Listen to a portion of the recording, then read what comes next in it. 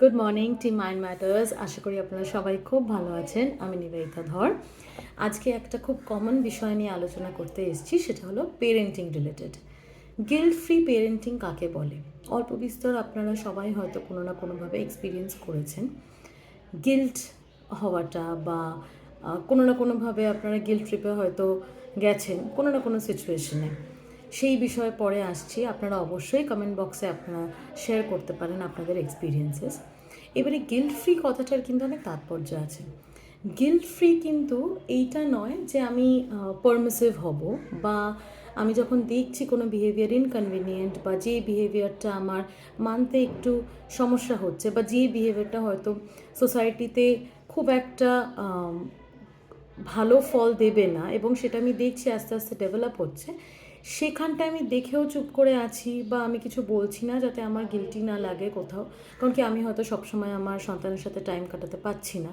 অতএব এসেই যদি আমি আবার একটা বছর সাথে নিজেকে ইনভলভ করি, তাতে হয়তো একটা ভয় থাকবে যে আমার রিলেশনশিপটা হয়তো খারাপ হয়ে যেতে পারে, বা আমি যদি কিছু বলি তাহলে হয়তো অশান্তিটা আরও বাড়তে পারে।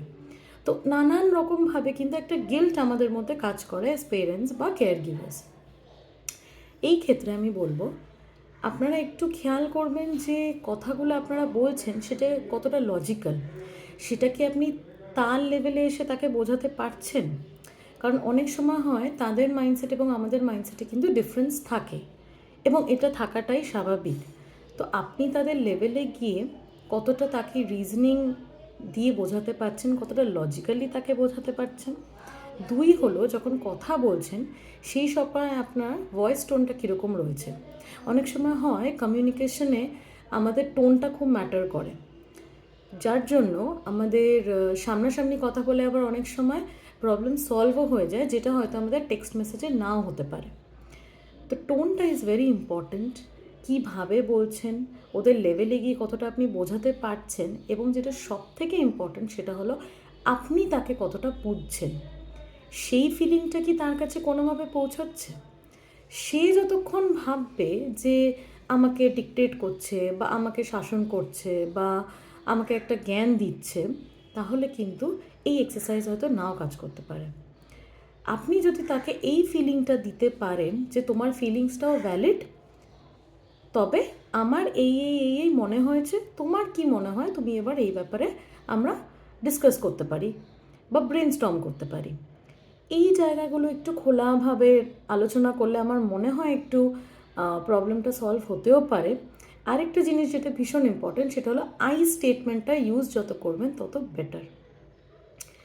আই স্টেটমেন্ট বলতে এক্সাম্পল হলো, যেমন ধরুন সে হয়তো খুব নোংরাভাবে তার জামা কাপড়গুলো রেখেছে, বা আনঅর্গানাইজড, বা ঠিক করে গুছিয়ে রাখতে পারেনি তার ইম্পর্টেন্ট ডকুমেন্টসে নয়, এবং আপনি দিনের পর দিন হেল্প করে যাচ্ছেন। বাট এবার মনে হচ্ছে না, হি or she is quite responsible or quite big enough to do that on his own. নিজে নিজে করার মতন তার সে সক্ষম। সেই ক্ষেত্রে আপনি এইভাবে অ্যাপ্রোচ করতে পারেন যে আমার মনে হয় তুমি এইভাবে অর্গানাইজ করলে আরও জিনিসটা বেটার হতে পারে, এবং আমরা এটাই করব নেক্সট দিন থেকে। দুজন মিলে করতে পারি, বা তুমি করো বা আমি করি, সেটা ইন্টারভেলে করতে পারি।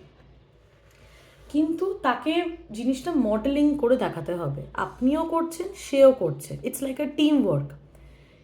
কিন্তু যদি আপনি এটা বলেন যে আমার ভালো লাগে না তুমি এইভাবে রাখো, তুমি এটা এইভাবে কেন রাখো, তোমাকে আমি বারবার বলেছি তাও তুমি শুনছো না কথা, তো যখনই ইউ স্টেটমেন্টে চলে যাবে তখনই কিন্তু অপরপক্ষ অ্যাট্যাক্ট ফিল করবে, তার মনে হবে আমাকে বারবার অ্যাট্যাক করা হচ্ছে। তো এই জায়গাটা একটু কনসিয়াস থেকে আমরা যদি আই স্টেটমেন্ট ইউজ করতে পারি, এবং তার সাথে সাথে যদি টিম ওয়ার্কটা চালিয়ে নিয়ে যেতে পারি, তাহলে অনেক সময় পথ চলাটা একটু স্মুথ হতে পারে। আমাকে আপনাদের এক্সপিরিয়েন্সগুলোও জানাতে পারেন, যেটা সব বাকি পেরেন্টসদেরও হেল্প করতে পারে। Thank you so much. খুব ভালো থাকবেন। Take care.